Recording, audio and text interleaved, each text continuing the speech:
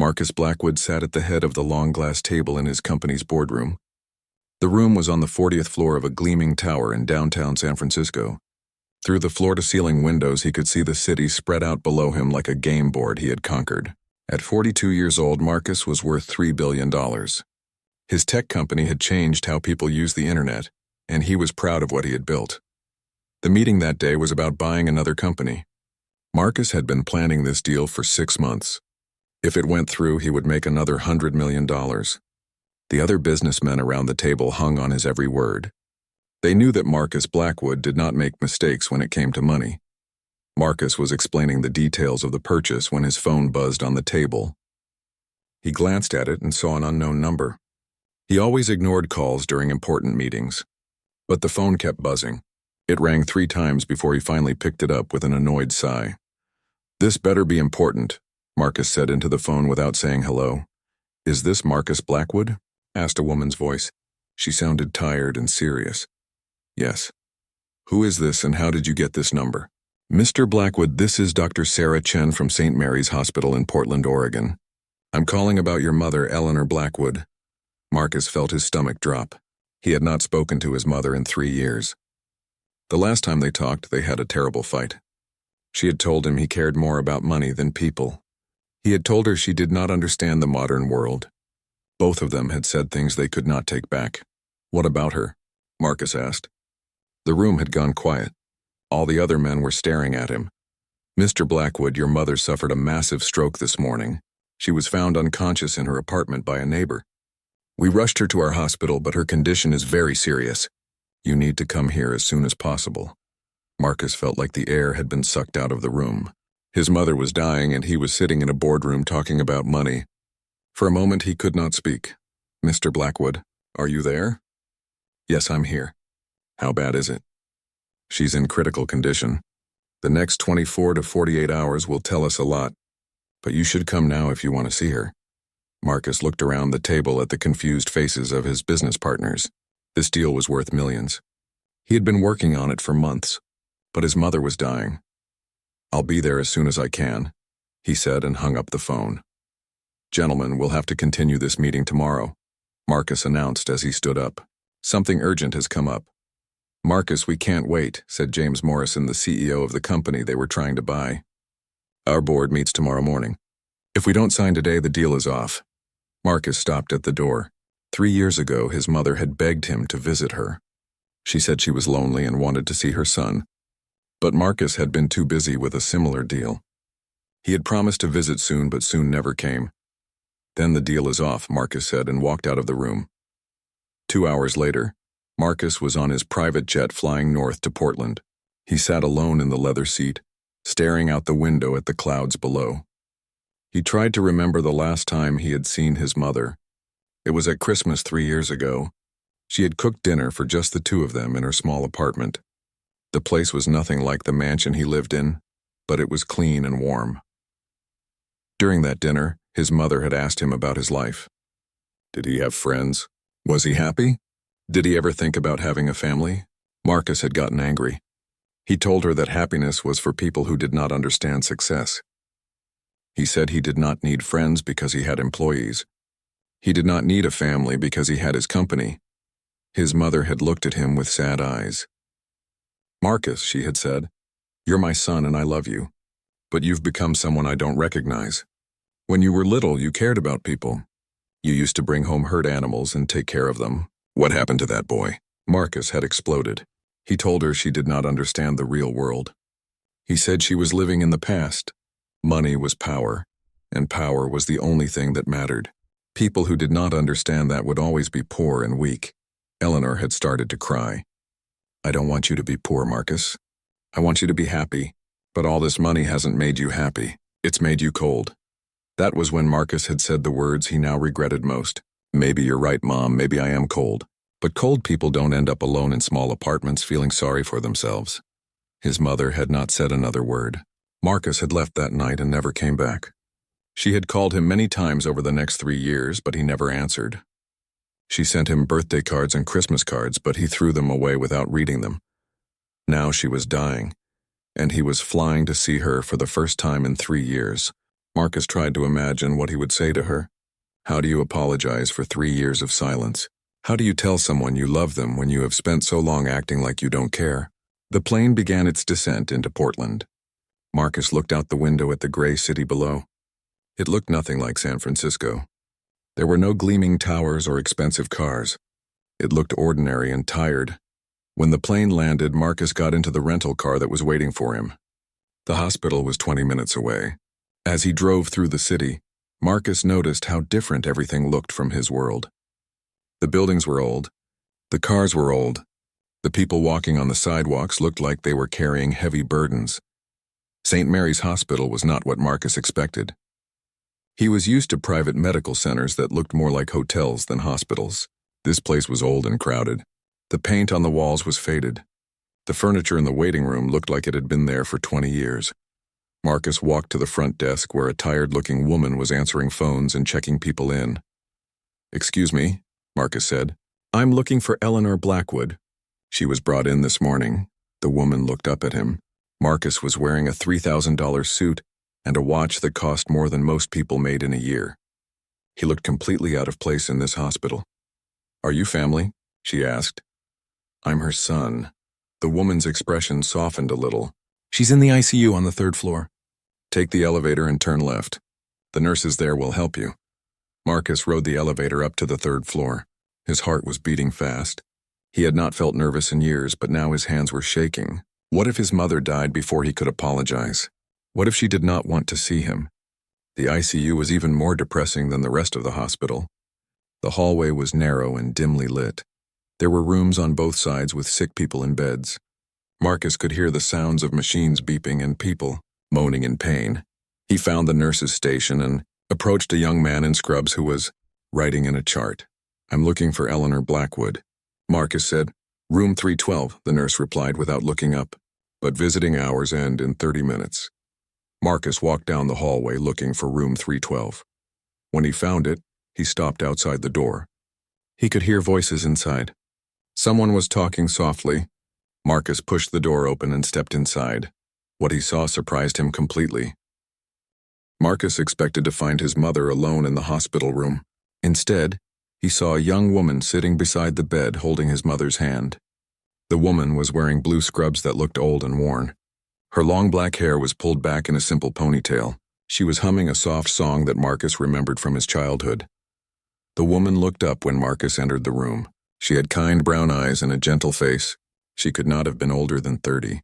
Marcus noticed that her scrubs had small stains on them and her shoes were old sneakers that had been repaired with tape. "You must be Marcus," the woman said with a warm smile. "Your mother talks about you all the time."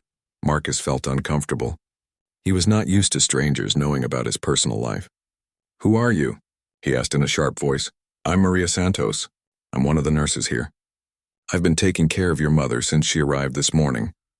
Marcus looked at his mother lying in the hospital bed. Eleanor looked so small and fragile. Her gray hair was spread across the pillow and her face was pale. Machines surrounded her bed, beeping and flashing with numbers that Marcus did not understand. "What exactly is wrong with her?" Marcus demanded.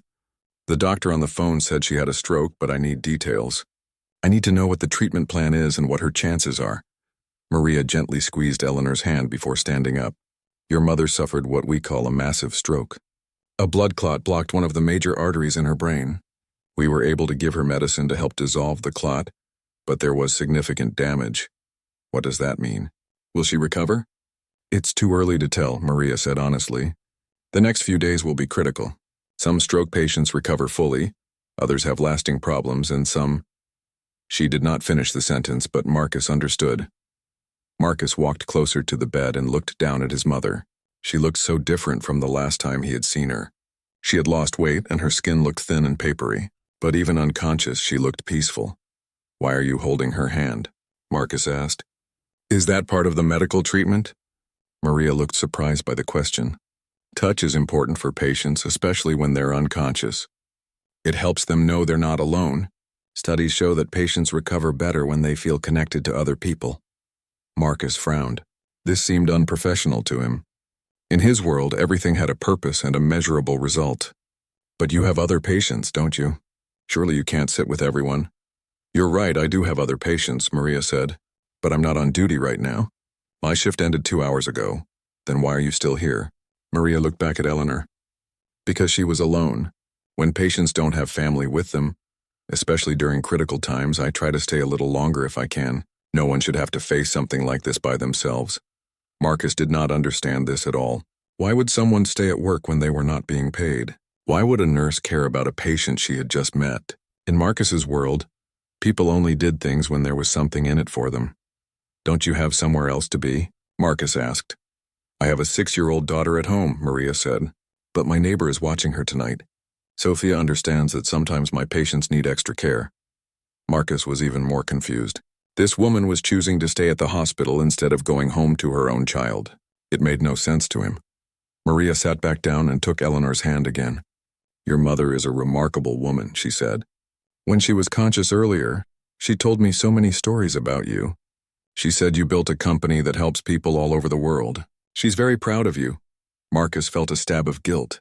His mother was proud of him, but he had not spoken to her in 3 years. Did she say anything else? She talked about when you were little. She said you used to bring home stray cats and dogs. You would bandage their wounds and feed them until you found them new homes. She said you had the kindest heart of any child she had ever known. Marcus remembered those days. He had forgotten about the animals. When he was young, he could not stand to see anything suffer. If he found a bird with a broken wing or a dog that was hungry, he would spend hours taking care of it. His mother had always supported him, even when it meant extra work and expense for her. That was a long time ago, Marcus said stiffly. She also said you haven't visited in a while. Maria continued gently. She misses you very much. Marcus felt angry, but he was not sure why. Maybe he was angry at himself, or maybe he was angry at this stranger for making him feel guilty. I've been busy building a company. Some people might call that important work. Maria nodded. I'm sure it is important. But your mother only has one son. Before Marcus could respond, a doctor entered the room. He was an older man with gray hair and tired eyes. Like everything else in this hospital, he looked overworked and underpaid. Mr. Blackwood? The doctor asked. I'm Dr. Kim. I've been treating your mother. Finally, Marcus said. I need to know exactly what's happening and what you're doing about it.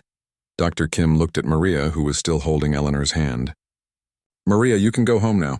I'm sure your daughter is waiting for you. I'll stay a little longer if that's okay, Maria said. Mrs. Blackwood seems to rest better when someone is with her. Dr. Kim smiled. You're an angel, Maria, but don't stay too late. The doctor turned back to Marcus. Your mother's condition is serious but stable. The stroke affected the left side of her brain, which controls speech and movement on the right side of her body. If she recovers, she may have difficulty speaking and walking. What are the chances of recovery? Marcus asked. It's hard to say. Your mother is 72 years old, which makes recovery more challenging. But she was in good health before the stroke, which helps. The next 48 hours will tell us a lot, Marcus nodded. He was used to getting clear answers and making decisions based on data.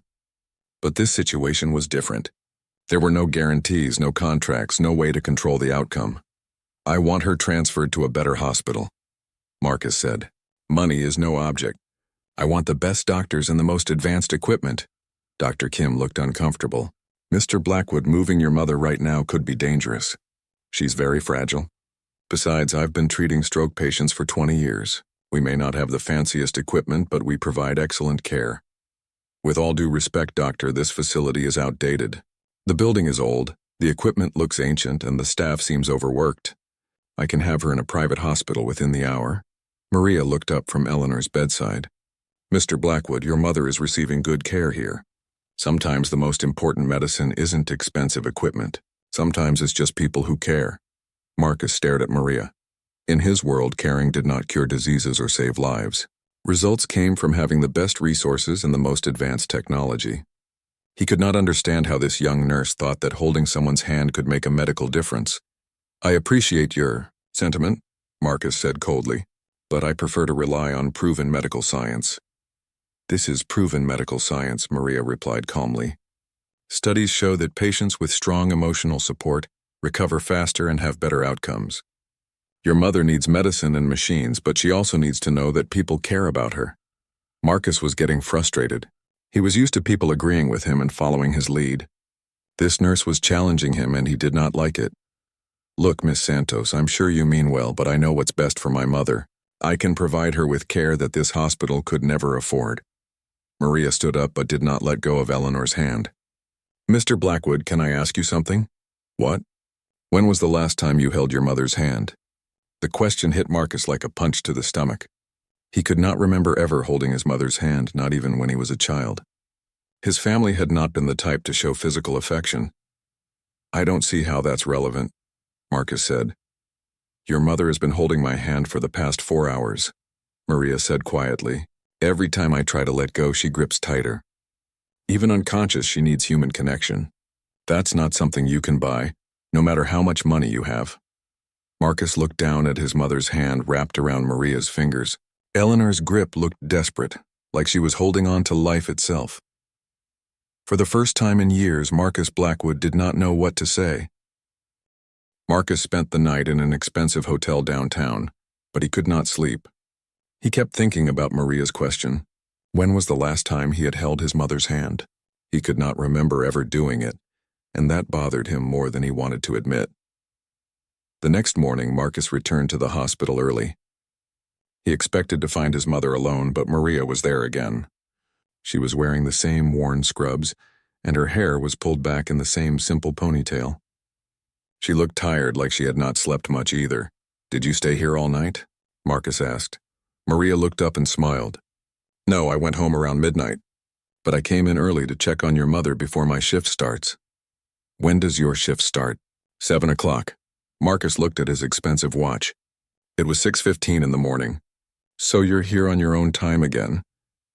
I wanted to see how she did during the night, Maria explained. The night nurse said she was restless around 3 o'clock, but she's been sleeping peacefully since then. Marcus noticed that Maria had brought a small bag with her. Inside, he could see a sandwich wrapped in plastic and an apple. It looked like a lunch that someone had packed at home, not bought from a store. Is that your breakfast? Marcus asked. Maria nodded. I usually eat something small before my shift starts. It helps me have energy for the day. Marcus thought about his own breakfast. He had ordered room service at the hotel. Fresh fruit, gourmet coffee, and eggs Benedict. It had cost $40 and he had barely touched it. Over the next few hours, Marcus watched Maria work. She moved from room to room, checking on different patients. With each person, she was gentle and patient. She helped an old man take his medicine. She changed the bandages on a woman who had surgery. She sat with a teenager who was scared about an upcoming operation. What surprised Marcus most was how Maria talked to the patients. She did not just give them medicine and leave. She asked about their families. She listened to their worries. She remembered details about their lives and asked about them the next day. Marcus followed Maria as she made her rounds, staying in the background. He watched her help an elderly woman named Mrs. Patterson, who was recovering from a hip replacement. How are you feeling today, Mrs. Patterson? Maria asked as she checked the woman's blood pressure. Oh, much better, dear. But I'm worried about my cat. I've been here for 5 days and my neighbor's feeding him, but Whiskers doesn't like strangers. What kind of cat is Whiskers? Maria asked, writing numbers on a chart. He's a big orange tabby. I found him as a kitten in my garden 3 years ago. He was so tiny and scared, Maria smiled. I bet you took good care of him. Cats are lucky when they find people like you. Mrs. Patterson's face lit up. You really think so? My son says I'm too old to have pets, but Whiskers keeps me company. Animals need love just like people do, Maria said. And it sounds like you and Whiskers take care of each other. Marcus watched this conversation with confusion. Maria was spending time talking about a cat when she had other patients to see. In Marcus's world, this would be considered inefficient. But he noticed that Mrs. Patterson looked happier after talking to Maria. Her shoulders were less tense and she was smiling. Later that morning, Marcus saw Maria in the break room during her lunch break. She was eating the sandwich from her bag and reading a textbook. The book looked heavy and complicated. What are you studying? Marcus asked. Maria looked up, surprised to see him. I'm working on my degree to become a nurse practitioner. It means I'll be able to diagnose patients and prescribe medicine, not just give care. That sounds like a lot of work on top of your job here. It is, Maria admitted. I take classes online at night after Sophia goes to bed. Sometimes I study during my breaks here. It's hard, but it will be worth it. Marcus sat down across from her. The break room was small and outdated, with old plastic chairs and a refrigerator that hummed loudly. It was nothing like the executive dining room at his company. "Why do you want to be a nurse practitioner?" Marcus asked. Maria's eyes lit up. "I want to help people in communities that don't have enough medical care. There are neighborhoods where people can't afford to see doctors. If I become a nurse practitioner, I can open a clinic and provide care for people who really need it." "That doesn't sound very profitable," Marcus said. Maria laughed, but not in a mean way. "It's not about profit. It's about making a difference. Some things are more important than money." Marcus had heard people say this before, but he had never believed it. In his experience, people who said money was not important usually did not have any. But looking at Maria, he began to wonder if he was wrong. "How do you pay for school if you're not making much money as a nurse?" Marcus asked. Maria's smile faded a little. "It's hard. I work extra shifts when I can. I apply for scholarships. Sometimes I have to choose between buying textbooks and other things Sophia needs." "What about Sophia's father? Doesn't he help?" "Sophia's father left when she was 2 years old," Maria said quietly. "He said he wasn't ready to be a parent. So it's just Sophia and me." Marcus felt uncomfortable. He was used to solving problems with money, but he could see that Maria's life was full of challenges that money alone could not fix. That afternoon, Marcus watched Maria with other patients. He saw her spend her own lunch money to buy magazines for a patient who was bored. He watched her stay late to comfort a man who was scared about surgery the next day. When a patient's family could not afford flowers, Maria brought some from her own garden. Marcus also noticed how the other hospital staff treated Maria. The doctors respected her opinion. The other nurses came to her when they had questions. Even the cleaning staff smiled when they saw her. She was clearly loved by everyone who worked with her. Around 3 o'clock, Marcus overheard a phone conversation that changed how he saw Maria completely. Maria was at the nurse's station, talking quietly on the phone. Marcus was sitting in the waiting area nearby, and he could hear part of what she was saying. "I know, Mrs. Rodriguez, and I'm so sorry. I was supposed to pick up Sophia 2 hours ago. Yes, I understand you have to leave for work. Can you please ask Sophia to wait just a little longer? We're short-staffed today, and I can't leave my patients. I'll pay you extra for the overtime, I promise." Marcus could hear the stress in Maria's voice. She hung up the phone and put her head in her hands for a moment. Then she took a deep breath and went back to work. Marcus approached the nurse's station. "Is everything okay?" Maria looked up and tried to smile. "Yes, everything's fine. Just some scheduling issues. I heard you talking about your daughter. Are you having trouble with childcare?"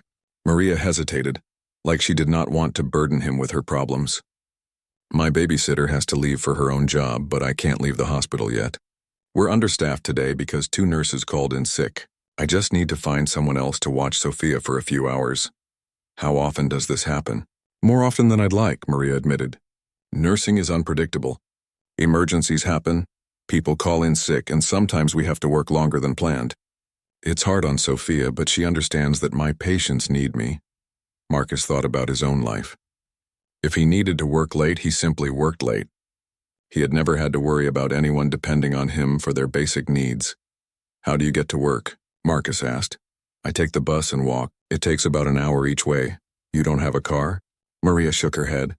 "I'm saving up for one, but between rent, Sophia's needs, and school expenses, it's hard to save money.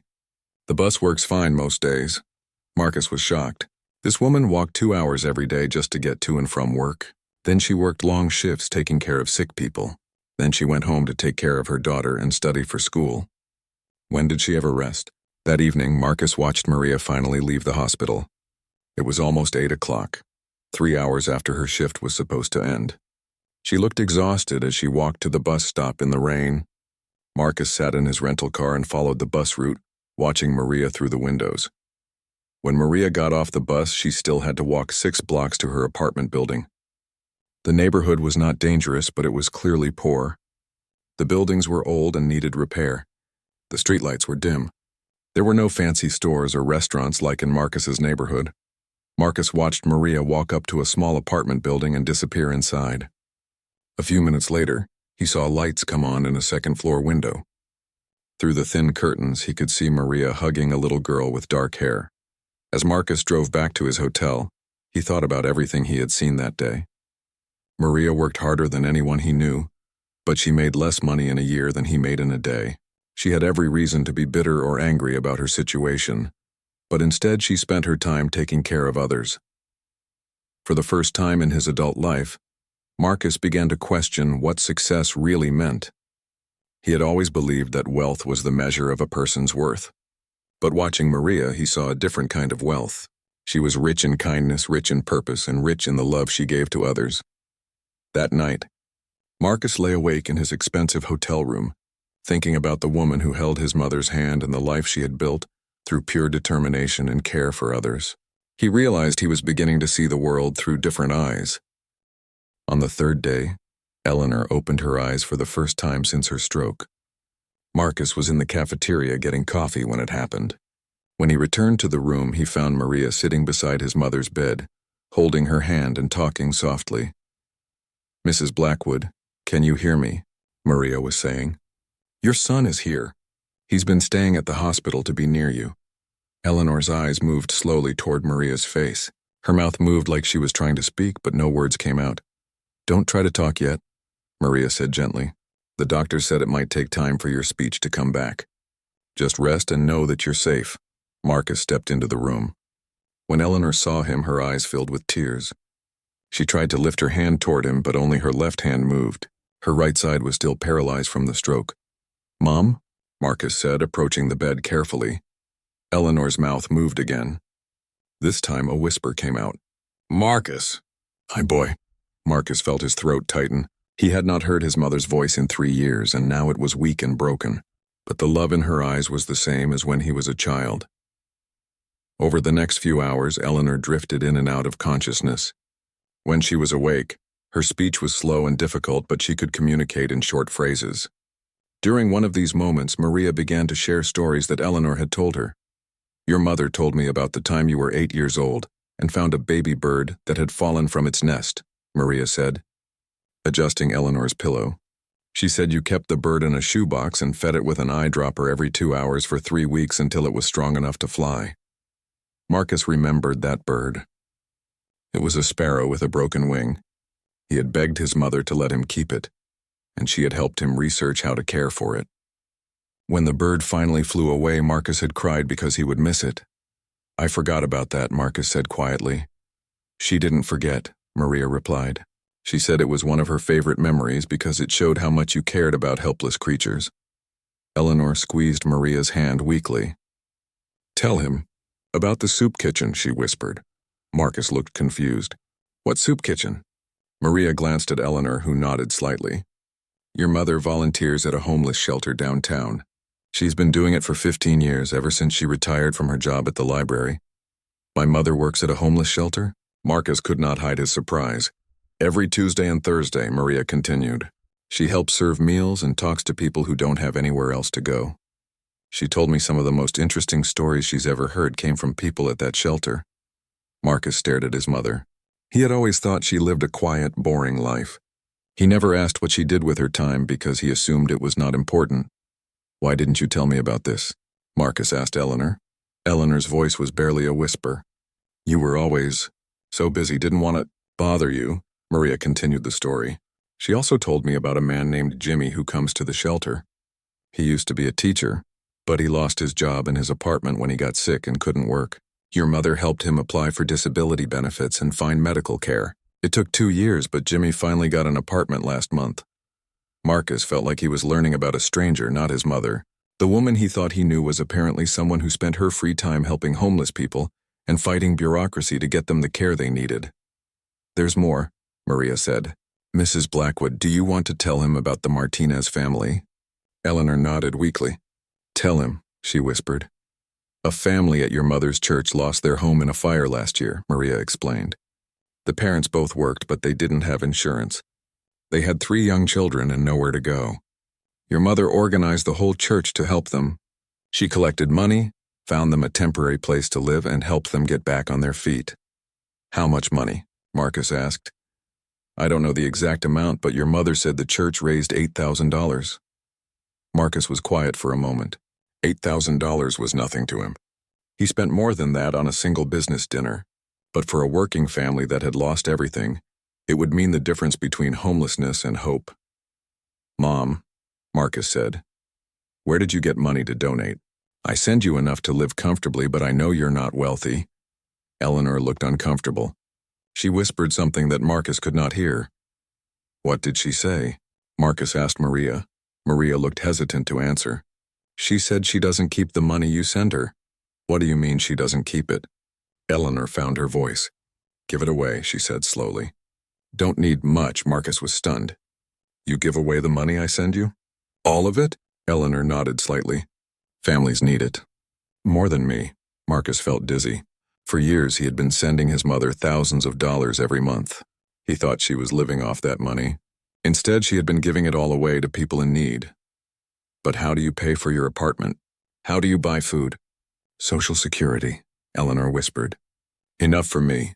Marcus looked around the hospital room. His mother's clothes in the closet were old but clean. Her purse was simple and worn. She had been living on almost nothing, so she could give away everything he sent her. "Mrs. Blackwood," Maria said gently, "maybe you should rest now. This is a lot of talking for someone recovering from a stroke."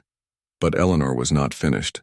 "Maria," she said, "tell him about the scholarship." "What scholarship?" Marcus asked. Maria smiled. "Your mother created a scholarship fund at the community college. It helps single mothers go to nursing school. She's been funding it with part of the money you send her." Marcus felt like the room was spinning. "How many women have received this scholarship?" 12 so far, Maria said. "Your mother interviews each applicant personally. She wants to make sure the money goes to women who really want to help people, not just women who want a steady job." Eleanor's eyes were focused on Marcus's face. "Like Maria," she whispered. Marcus looked at Maria with new understanding. "You received my mother's scholarship?" Maria nodded, looking embarrassed. 2 years ago, I had applied for financial aid everywhere, but I didn't qualify for most programs. I make too much money as a nurse to get help, but not enough to pay for school on my own. Your mother's scholarship made it possible for me to continue my education." Marcus sat down heavily in the chair beside the bed. His mother had been using his money to create a scholarship program. One of the recipients was the woman who was now taking care of her in the hospital. It was too much to process. "There's something else," Maria said quietly. "Your mother made me promise to tell you if anything ever happened to her." "What?" Eleanor squeezed Maria's hand. "Tell him," she whispered. Maria took a deep breath. "Your mother has been saving money for 3 years. Not the money you send her, but small amounts from her Social Security. She's been planning to come visit you in San Francisco." "Why hasn't she?" "Because she was afraid you wouldn't want to see her after your fight. She's been saving money for a hotel room because she didn't want to assume she could stay with you. She has almost enough saved now, but she was waiting for the right time to call you." Marcus felt like his heart was breaking. His mother had been planning to visit him, and she was going to stay in a hotel because she thought he didn't want her in his house. She had been saving her tiny Social Security checks for 3 years just to afford a trip to see her son. "Mom," Marcus said, taking her left hand in both of his, "I'm so sorry. I had no idea about any of this. I thought you were just—" "I don't know what I thought." Eleanor smiled weakly. "Proud of you," she whispered. "Always proud. But I've been such a terrible son. I haven't called, I haven't visited, I said awful things to you." "You're here now," Eleanor said. "That's what matters." Marcus looked at Maria, who was watching this conversation with tears in her eyes. "How did you know to tell me all this?" "Your mother talks about you all the time," Maria said. "Even when she's been unconscious, sometimes she says your name. She loves you so much, Mr. Blackwood. Everything she does because she's proud of the man you became, even if she doesn't understand the choices you've made." Marcus realized that he had spent 3 years angry at his mother for not understanding his world, but the truth was that he had never tried to understand hers. While he was building a business empire, she was building something else entirely. She was building a legacy of kindness, one person at a time. "Maria," Marcus said, "thank you for taking such good care of her. I don't know how to repay you for what you've done." Maria shook her head. "You don't need to repay me. Your mother is an amazing woman. Taking care of her isn't work, it's an honor." Marcus looked at his mother, who was getting tired again. Her eyes were starting to close, but she was still holding his hand with surprising strength. "Mom," Marcus said softly, "I love you. I should have said that a long time ago." Eleanor opened her eyes one more time and smiled. "Love you too," she whispered. "My sweet boy." As Eleanor drifted off to sleep, Marcus sat holding her hand and thinking about everything Maria had told him.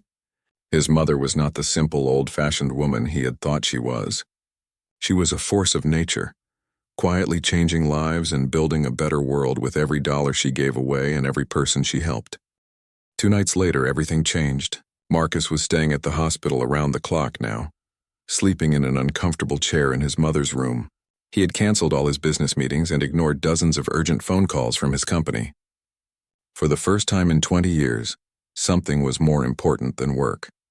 Eleanor had been stable for most of the day, but around midnight, the machines around her bed started beeping faster. Her breathing became shallow and labored. Marcus pressed the call button for the nurse, his heart racing with fear. Maria arrived within seconds, even though she was not supposed to be working that night. She had been coming to the hospital every evening after her regular shifts, staying with patients who needed extra care. "What's happening?" Marcus asked, trying to keep the panic out of his voice. Maria checked the machines and looked at Eleanor's vital signs. Her face was serious but calm. Her blood pressure is dropping and her heart rate is irregular. "I need to get the doctor right away." Dr. Kim arrived a few minutes later, followed by 2 other nurses. They worked quickly, adjusting medications and checking Eleanor's responses. Marcus stood against the wall, feeling helpless as he watched the medical team fight to stabilize his mother. "Is she dying?" Marcus asked when Dr. Kim stepped away from the bed. The doctor's face was grave. "The next few hours will be critical. Her body is struggling. We're doing everything we can, but you should be prepared for any outcome." Marcus felt like the floor had disappeared beneath his feet. Just days ago, his biggest worry was a business deal. Now he was facing the possibility that his mother might die before he could truly make things right between them. As the medical team continued their work, Maria pulled a chair close to Eleanor's bedside. She took Eleanor's hand gently, being careful not to disturb the IV lines and monitors. "Mrs. Blackwood," Maria said softly, "if you can hear me, you're not alone. Your son is here and he loves you very much." Eleanor's eyes fluttered open briefly. She looked confused and scared. Her breathing was shallow and Marcus could see that each breath was a struggle. "It's okay, Mom," Marcus said, moving closer to the bed. "I'm here." But Eleanor's eyes were focused on Maria, not on him. She was holding Maria's hand tightly, like it was an anchor keeping her connected to life. "She's frightened," Maria whispered to Marcus. Patients who are this sick often feel very alone, even when family is nearby. Marcus watched as Maria began to hum the same lullaby she had been singing when he first met her. It was a Spanish song that his mother could not possibly understand, but somehow it seemed to calm her. Eleanor's breathing became a little more regular, and her grip on Maria's hand relaxed slightly. "How do you know what to do?" Marcus asked. "Experience," Maria said simply. "I've sat with many patients during difficult nights like this. Sometimes medicine isn't enough. Sometimes people need to feel loved and safe." Marcus looked at this young woman who had known his mother for only a few days, yet was providing comfort that he did not know how to give. Maria's scrubs were wrinkled from working double shifts. Her hair was messy from rushing to help patients. She had her own child at home and her own problems to worry about. But here she was, spending another sleepless night holding the hand of someone else's mother. "You should go home to Sophia," Marcus said. "I can stay with her." Maria shook her head. "Sophia is sleeping at my neighbor's house tonight. Mrs. Rodriguez knows I sometimes have to work late when patients need extra care. And your mother needs both of us right now." Around 3 in the morning, Eleanor's condition worsened again. The machine started beeping more urgently, and Dr. Kim returned with additional equipment. Marcus watched in horror as his mother's body seemed to be shutting down. "We're losing her," one of the nurses said quietly to Dr. Kim. Marcus felt panic rising in his chest. He had wasted 3 years being angry at his mother. Now she might die without knowing how sorry he was or how much he loved her. "Mom," Marcus said urgently, moving to the other side of the bed from Maria. "Mom, please don't leave. I need to tell you things.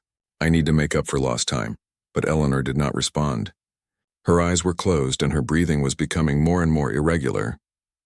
Maria leaned closer to Eleanor and spoke directly into her ear. "Mrs. Blackwood, your son is here. He came all the way from California to be with you. He's been here every day watching over you. He loves you so much." Marcus was amazed that Maria was talking about him with such kindness. He had not been a good son, and they both knew it. But Maria was choosing to focus on the fact that he was here now, not on the years he had been absent. "Marcus wants you to know that he's sorry for staying away," Maria continued, tears starting to run down her cheeks. "He's sorry for the fight you had. He's sorry for not calling. But he's here now and he's not going to leave you." Eleanor's eyes opened slightly. She was looking at Maria, but Marcus could tell she was listening. "And Marcus wants you to know that he understands now," Maria said, her voice breaking with emotion. "He understands about the soup kitchen and the scholarship fund and all the people you've helped. He's proud of you, Mrs. Blackwood. He's proud to be your son." Marcus was crying now, watching this stranger speak for him with more love and understanding than he had ever expressed himself. Maria was saying all the things he should have said years ago, all the things he wished he had the courage to say now. "Most importantly," Maria whispered, "Marcus wants you to know that you don't have to worry about him anymore. You raised a good man. Deep down, he still has the same kind heart that saved injured birds and stray cats. That boy you loved so much is still inside him. Your work as a mother is done and you did it beautifully." Eleanor's eyes moved toward Marcus for the first time that night. She was struggling to breathe, but she was looking directly at him. Marcus could see love in her eyes, but also peace, like she was ready to let go. "Please don't die," Marcus whispered, taking her left hand in his. "Please, Mom, I just found you again." But even as he spoke, Marcus realized that Maria was right. His mother had done her job. She had raised him with love and kindness, even though he had forgotten those lessons along the way. She had continued to love him even when he pushed her away. She had been proud of him even when he gave her no reason to be. Marcus looked across the bed at Maria, who was still holding his mother's other hand. This young woman was crying for someone she had known for less than a week. She was staying up all night to comfort a dying stranger. She was using her own words to help a son reconnect with his mother in what might be their last moments together. In that moment, Marcus saw something that changed him forever. He saw what real love looked like. It was not about money or success or power. It was about being present for people when they needed you most. It was about holding someone's hand in the darkness and telling them they were not alone. Maria had shown his mother more genuine care in a few days than he had shown her in years. A poor young woman with her own struggles had demonstrated the kind of love that Marcus, with all his wealth and resources, had forgotten how to give. "Maria," Marcus said through his tears. "Thank you. Thank you for loving her when I forgot how." Maria looked up at him across the bed. "Mr. Blackwood, you didn't forget how to love. You just forgot how to show it. But you're showing it now." Marcus realized she was right. For the first time in decades, he was choosing love over everything else. He was choosing to be present instead of productive. He was choosing connection over control. As the night wore on, Marcus and Maria sat on opposite sides of Eleanor's bed, each holding one of her hands. They talked quietly about Eleanor's life, about the people she had helped, about the love she had shown to everyone around her. They shared stories and memories, creating a bridge of understanding between two very different worlds. For the first time in his adult life, Marcus was not thinking about business or money or success. He was thinking about what it meant to be human. He was thinking about the kind of person his mother had tried to raise him to be. And as dawn began to break through the hospital window, Marcus Blackwood felt something he had not felt in 20 years. He felt his heart opening, like a door that had been locked for too long was finally being unlocked from the inside.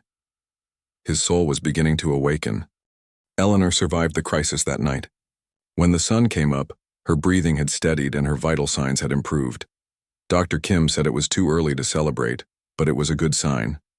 Marcus and Maria had not left her bedside for 8 hours, and both of them were exhausted. "You should go home and get some rest," Marcus told Maria as the morning shift nurses arrived. "You've been here all night." "So have you," Maria replied. "When was the last time you slept in a real bed?" Marcus realized he could not remember. He had been sleeping in the hospital chair for 3 nights. His expensive suit was wrinkled, his hair was messy, and he had not shaved. He looked nothing like the polished businessman who had walked into this hospital a week ago. "I don't want to leave her," Marcus said. "She's stable now," Maria assured him. "The day shift nurses will take good care of her. You need to take care of yourself too." Marcus looked at his mother sleeping peacefully in the bed. The crisis had passed, but she was still very sick. The stroke had taken a lot from her, and her recovery would be long and difficult. "Will you be back tonight?" Marcus asked Maria. Maria nodded. "I'll check on her after my shift. But Marcus, you need to understand something. Your mother is going to need care for a long time. This isn't going to be over in a few days." Marcus had been thinking about this. His company needed him. There were deals to make, meetings to attend, decisions that only he could make. But every time he thought about leaving Portland, he felt sick to his stomach. "I know," Marcus said. "I'm trying to figure out what to do." Over the next few days, Marcus spent more time talking with Maria during her breaks. He learned that she had grown up poor in a small town in Mexico. Her family had moved to the United States when she was 12 years old. Her father worked in construction and her mother cleaned houses. "I was the first person in my family to go to college," Maria told him as they sat in the hospital cafeteria. "My parents worked extra jobs to help pay for my nursing school. They didn't understand why I wanted to be a nurse instead of getting married and having children right away." "What changed their minds?" Marcus asked. "When I graduated and got my first job, I was able to help them financially for the first time," Maria said. "My father hurt his back at work and couldn't afford the physical therapy he needed. I was able to arrange for him to get treatment. That's when my parents understood that my education wasn't just for me, it was for our whole family." Marcus thought about his own education. He had gone to the best schools and earned degrees from prestigious universities. But he had used his education only to make himself wealthy. He had never thought about using it to help his family or anyone else. "What about Sophia's father?" Marcus asked. "You mentioned that he left." Maria's face grew sad. "Roberto was my boyfriend in college. When I got pregnant, he said he wasn't ready to be a father. He wanted me to choose between him and the baby. I chose Sophia. That must have been hard." "It was the easiest decision I ever made," Maria said firmly. "Sophia is the best thing that ever happened to me. I can't imagine my life without her." Marcus admired Maria's strength. She had faced an impossible choice and made the right decision, even though it meant raising a child alone while working and going to school. "Can I ask you something personal?" Marcus said. "Sure. Why are you so kind to everyone? You work long hours for low pay. You're raising a child by yourself, you're going to school at night, and you still find time to comfort patients who aren't even your responsibility. How do you do it?" Maria thought for a moment. "My grandmother used to say that we all have a choice every day. We can make the world a little better or a little worse. I choose to make it better whenever I can. But doesn't it get frustrating? Don't you ever want more for yourself?" "Of course I want things," Maria said. "I want a house for Sophia instead of an apartment. I want a car so I don't have to take the bus. I want to finish school so I can help more people. But wanting things and being bitter about not having them are two different things." Marcus had never thought about this distinction. He had spent his whole adult life wanting more and being frustrated when he didn't get it fast enough. But Maria seemed genuinely happy despite having so little. "There's something I need to tell you," Marcus said. "I want to help you finish school. I want to pay for your tuition and books and give you money so you don't have to work so many extra shifts." Maria looked uncomfortable. "That's very generous, but I can't accept that." "Why not?" "I have more money than I could spend in 10 lifetimes. This would mean nothing to me financially, but it could change your whole life." "That's exactly why I can't accept it," Maria said. "If something means nothing to you, then it's not really a gift. It's just you throwing money at a problem." Marcus was confused, but it would solve your problem. You could focus on school instead of worrying about money. "Mr. Blackwood, can I tell you something my grandmother taught me?" "Please." "She said that the best gifts come from the heart, not from the wallet. When you give someone something that cost you nothing, you're not really giving them anything. You're just showing them how much more you have than they do." Marcus felt like he had been slapped. He had been trying to be generous, but Maria was right. Writing a check would cost him nothing and change nothing about his life. It would be easy for him, which meant it would not be meaningful. "So how can I help you?" Marcus asked. "You're already helping me," Maria said. "You're treating me like a person, not like a charity case. You're listening to my stories and sharing yours. You're showing your mother that you love her. Those things matter more than money." That afternoon, Marcus met Sophia for the first time. Maria had to bring her daughter to the hospital because her regular babysitter was sick. Sophia was a small 6-year-old with her mother's dark hair and bright smile. "Are you the man whose mommy is sick?" Sophia asked Marcus when Maria introduced them. "Yes, I am," Marcus said, kneeling down to Sophia's level. I'm sorry your mommy is sick. My mommy says it's scary when people we love are in the hospital. Marcus was touched by the child's simple compassion. Thank you, Sophia. Your mommy has been taking very good care of my mother. My mommy takes care of everyone, Sophia said proudly. She says it's her job to help people feel better. Marcus spent an hour talking with Sophia while Maria checked on her patients. The little girl was smart and curious. She asked Marcus about his airplane and his big house. But she also asked him if he was sad about his mother, and if he had friends to talk to when he felt lonely. Do you know what I want to be when I grow up? Sophia asked. What? A nurse like my mommy. She says nurses are superheroes who wear scrubs instead of capes. Marcus smiled. Your mommy is definitely a superhero. When Maria returned, she found Marcus and Sophia drawing pictures together. Sophia had drawn a picture of a hospital with her mother standing next to a patient's bed. She's very special, Marcus told Maria. She's my whole world, Maria replied. That evening, Marcus walked with Maria to the bus stop. He had been offering to drive her home every day, but she always declined. This time, he decided to be more direct. Maria, I know you don't want to accept money from me, but at least let me give you a ride home. It's raining, and you have Sophia with you. Maria looked at the dark sky and the rain starting to fall. Okay, she said finally, but just this once. During the drive to Maria's apartment, Marcus saw more of her neighborhood. It was not a bad area, but it was clearly struggling. There were small businesses with signs in Spanish, children playing in the streets, and families sitting on front porches talking to their neighbors. This is very different from where I live, Marcus said. I bet it is, Maria replied, but it's a good neighborhood. People look out for each other here. When I'm working late, my neighbors take care of Sophia. When someone loses their job, everyone helps with groceries. We don't have much money, but we have community. Marcus thought about his own neighborhood in San Francisco. He lived in a mansion behind gates and security systems. He did not know his neighbors' names. If he disappeared tomorrow, it might be weeks before anyone noticed. Mommy, are we almost home? Sophia asked from the back seat. Almost, baby, Maria said. When they arrived at Maria's apartment building, Marcus was surprised by how small it was. The whole building could have fit in his garage, but Maria and Sophia walked up to the front door like they were coming home to a palace. Thank you for the ride, Maria said. Would you like to come up for coffee? It's the least I can do. Marcus was curious to see where Maria lived. He followed her and Sophia up 2 flights of stairs to a small apartment. When Maria opened the door, Marcus stepped into a world he had never seen before. The apartment was tiny, probably smaller than his walk-in closet. But it was clean and warm and full of love. There were Sophia's drawings taped to the refrigerator. There were books everywhere, including Maria's nursing textbook stacked on the kitchen table. There were photos of Maria and Sophia, and older photos of what looked like Maria's parents and grandparents. It's not much, Maria said, sounding a little embarrassed.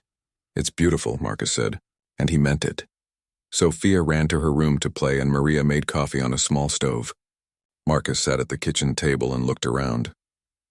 This family had almost nothing, but they had everything that mattered. 2 weeks later, Eleanor was strong enough to leave the intensive care unit. She was moved to a regular hospital room, which felt like a celebration. Her speech was getting better every day, and she could move her left arm and leg normally.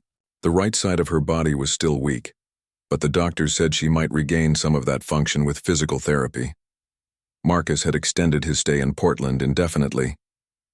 His business partners were becoming increasingly frustrated with his absence, but for the first time in his career, Marcus did not care. He had discovered something more important than quarterly profits and stock prices. How are you feeling today, Mom? Marcus asked as he arrived at the hospital that morning. Better, Eleanor said with a smile. Her speech was still slow, but it was clear. The doctor says I might go to rehabilitation soon. Marcus had been researching rehabilitation centers for his mother.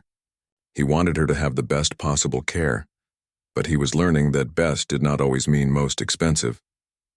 I've been looking at different places for your rehab, Marcus said.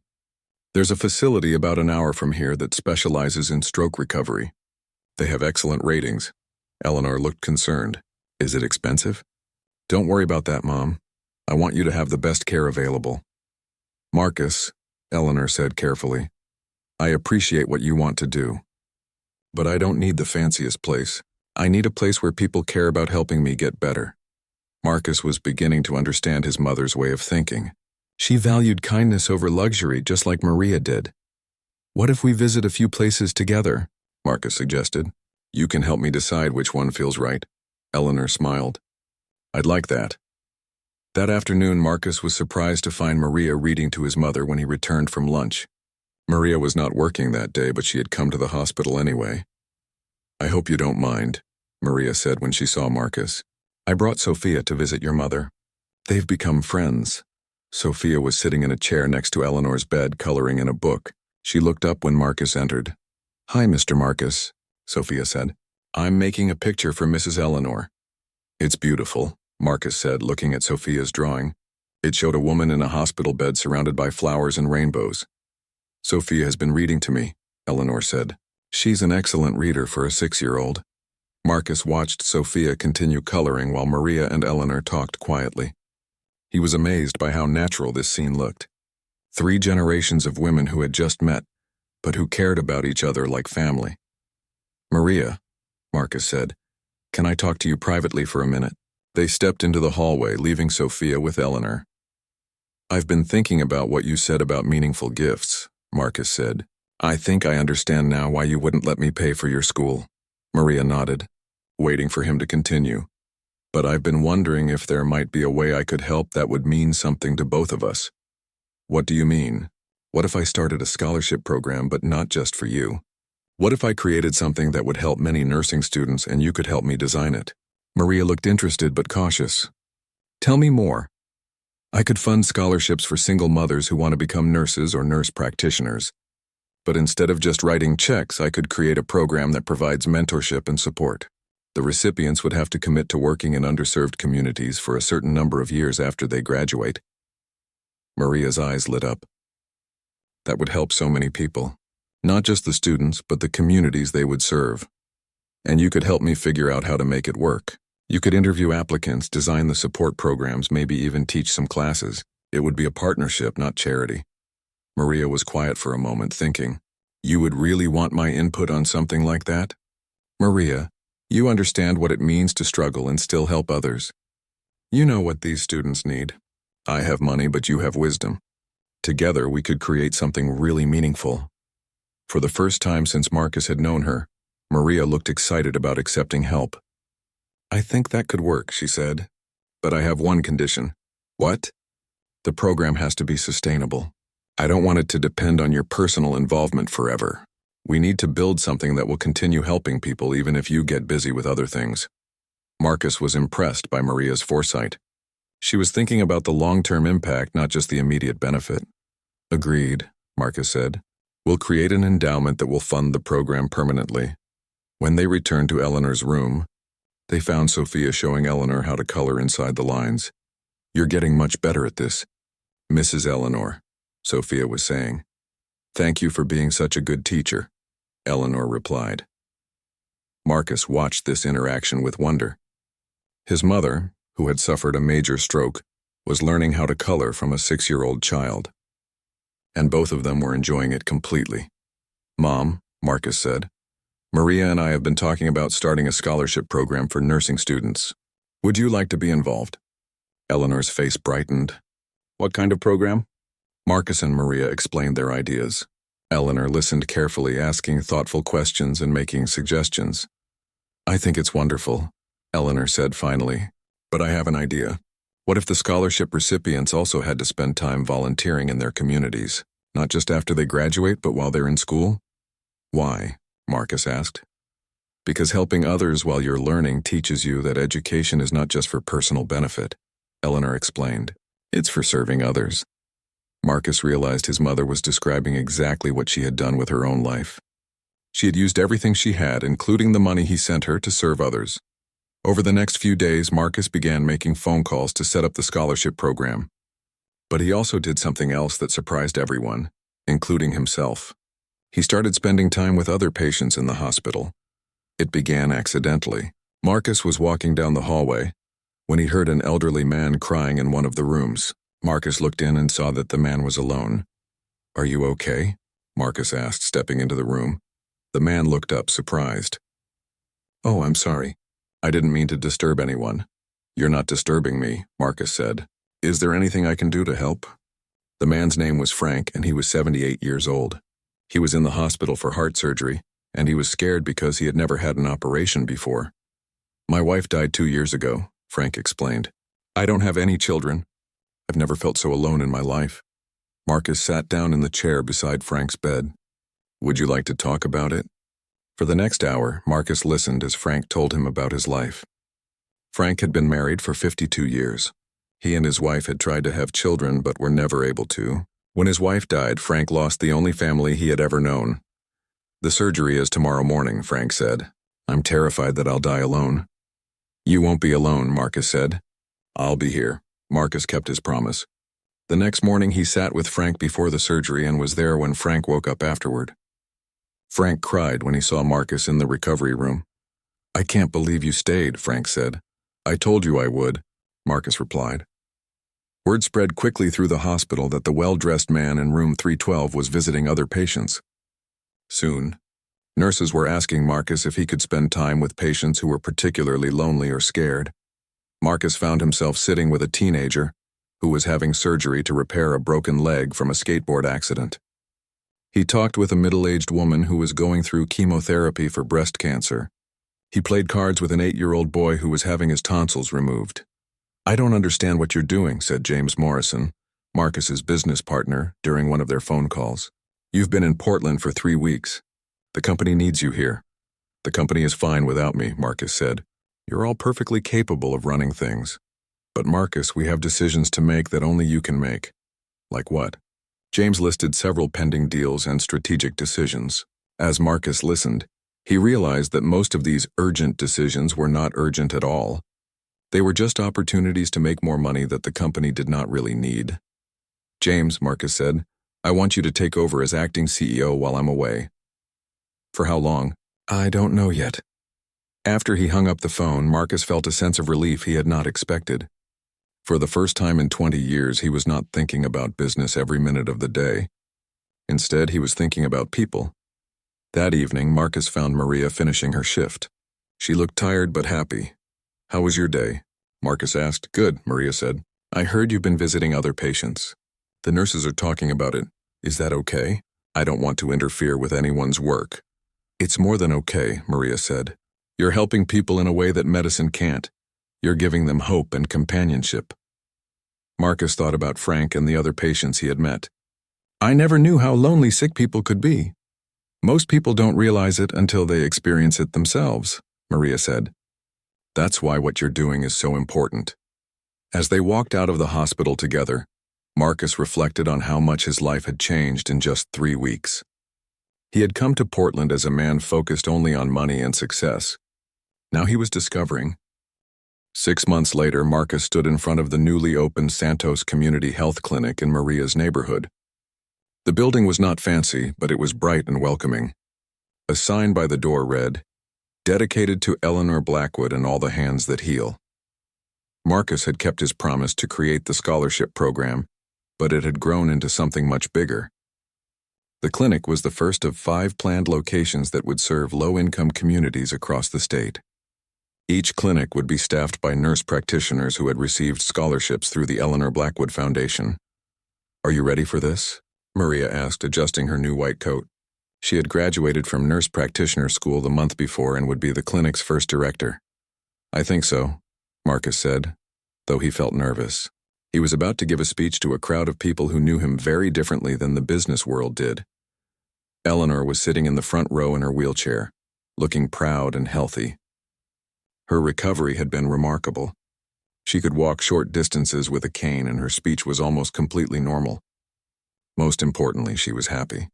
Marcus visited her every week at the assisted living facility he had chosen, not for its luxury, but for its compassionate staff. "Ladies and gentlemen," Marcus began, looking out at the crowd of patients, families, healthcare workers, and community leaders. "6 months ago, I was a different person than I am today." He paused, thinking about how to explain what had happened to him. "I thought I knew what success meant. I thought it was about accumulating wealth and building a business empire. I measured my worth by the size of my bank account and the number of companies I owned. Marcus looked at Maria, who was holding Sophia's hand in the front row. Then I met a nurse who taught me something that changed my life forever. She taught me that real wealth is not about what you have. It's about what you give. Real success is not about what you accomplish for yourself. It's about what you do for others. The audience was quiet, listening intently. My mother is here today, Marcus continued, gesturing toward Eleanor. For years I thought she was living a small, unimportant life. I was wrong. While I was building my fortune, she was building something far more valuable. She was building a legacy of kindness. Eleanor wiped tears from her eyes as Marcus continued. My mother took the money I sent her and used it to help people in need. She volunteered at homeless shelters. She created scholarship funds. She spent her life making other people's lives better. She understood something I had forgotten. We are not here just for ourselves. Marcus looked around the room at the faces of people who would benefit from the clinic's services. This clinic exists because a nurse named Maria Santos showed me what it means to care for others without expecting anything in return. She held my mother's hand when I had forgotten how to show love. She taught me that the most important things in life cannot be bought or sold. Sophia waved at Marcus from the audience, and he waved back. Today we are opening a clinic that will provide health care to people who might not otherwise have access to it. But this clinic is about more than medicine. It's about dignity. It's about community. It's about treating every person who walks through these doors as someone who matters. Marcus felt his voice getting stronger as he spoke. I have restructured my business to focus on companies that serve humanitarian causes. I have implemented policies that prioritize employee well-being over pure profit. I have learned that a successful business should make the world better, not just make money. The audience began to applaud, but Marcus held up his hand. I'm not telling you this to congratulate myself. I'm telling you this because I want you to know that change is possible. I was a man who had lost his way, who had forgotten the values my mother taught me as a child. But it's never too late to remember who you really are. Marcus looked directly at Maria. 6 months ago, I watched a nurse hold my dying mother's hand in the darkness of a hospital room. In that moment, I saw what love looks like. Real love is not about grand gestures or expensive gifts. It's about showing up for people when they need you. It's about being present in moments of pain and fear. It's about holding someone's hand and telling them they are not alone. The audience was completely silent now. That night, my soul awakened. I remembered the boy I used to be, the one who cared for injured animals and wanted to help everyone he met. That boy had been sleeping inside me for 20 years, buried under ambition and greed. But he was still there, waiting to wake up. Marcus felt tears starting to form in his eyes. Today, I am proud to open this clinic not as a wealthy businessman trying to buy good publicity, but as a son who learned from his mother's example, and as a student who learned from a nurse's wisdom. This clinic is not about me. It's about all of us working together to create a community where everyone has access to healthcare and compassion. Marcus gestured toward the clinic building. These walls will house medical equipment and examination rooms, but more importantly, they will house hope. They will be a place where people come not just to heal their bodies, but to know that they are valued and cared for. The audience was nodding, many people wiping away tears. I want to close with something my mother taught me, though it took me 42 years to understand it. She taught me that we all have a choice every day. We can make the world a little better or a little worse. We can choose love or fear, connection or isolation, service or selfishness. Marcus looked at Eleanor, who was smiling through her tears. Today, we choose to make the world better. Today, we choose love. Today, we choose to serve others. And in making that choice, we discover something beautiful. When we help others heal, we heal ourselves. The audience erupted in applause. Marcus stepped down from the podium and walked directly to his mother's wheelchair. He knelt beside her and took her hand. "I'm proud of you, Mom," he said quietly. "I'm proud to be your son." "I'm proud of you too," Eleanor whispered back. "You found your way home." Maria appeared beside them with Sophia holding her hand. "Mr. Marcus," Sophia said, "that was a really good speech. My mommy is crying happy tears." Marcus looked up at Maria, who was indeed crying. "Thank you," Maria said simply, "for everything." "Thank you," Marcus replied, "for saving my life."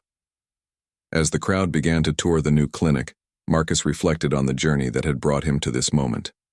6 months ago, he had been a man driven by greed and ambition. He had measured his worth by his wealth and his success by his power over others. Now he understood that true success was not about accumulation but about contribution. It was not about building walls to protect what you had, but about building bridges to connect with others. It was not about proving your worth through achievement, but about recognizing the worth in every person you met. Marcus thought about the patients he had met in the hospital, the stories his mother had shared about her volunteer work, and the daily acts of kindness he had witnessed from Maria. He realized that the world was full of people who understood what he had forgotten, that we are all connected, and that our job is to take care of each other.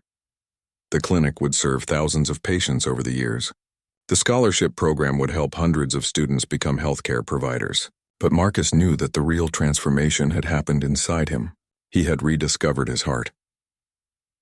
As the afternoon sun streamed through the clinic windows, Marcus watched Maria examine her first patient, an elderly man who had been unable to afford medical care for months. Maria treated him with the same gentle kindness she had shown to Eleanor in that hospital room.